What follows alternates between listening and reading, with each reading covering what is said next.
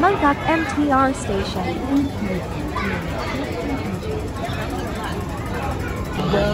Turn left to exit 2. Exit E2.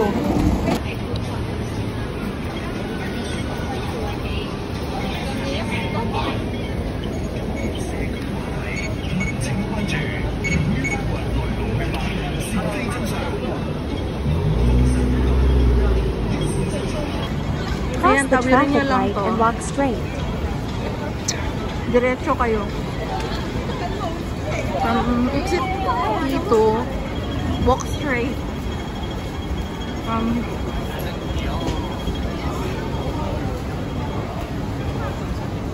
Nelson Street. So ayan guys, NB. Tingnan natin NB.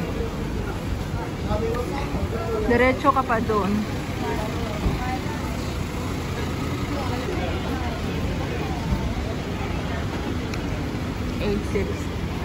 We are here now at Fayuen Street in Mangkok. So ayan guys, ito, andito na tayo sa Fayuen Street. Itong street na to, ito yung Sneaker Street. Fayuen Street ang name ng street na to. So galing siya sa pangalawang kanto. I am here now at NB store.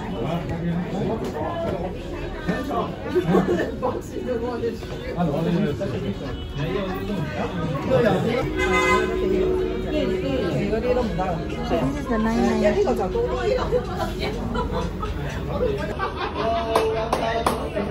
Oh,叫谁？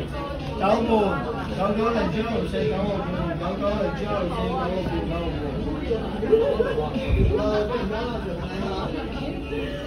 我來咯！有男裝有女裝 size 喎，睇下試試咯。Sale guys.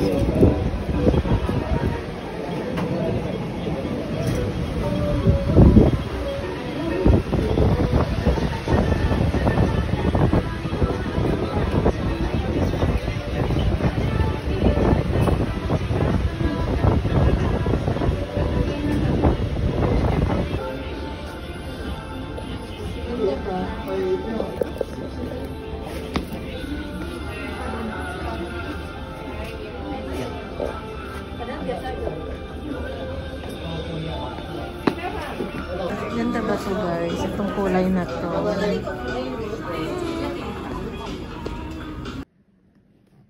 Let's do unboxing with my NB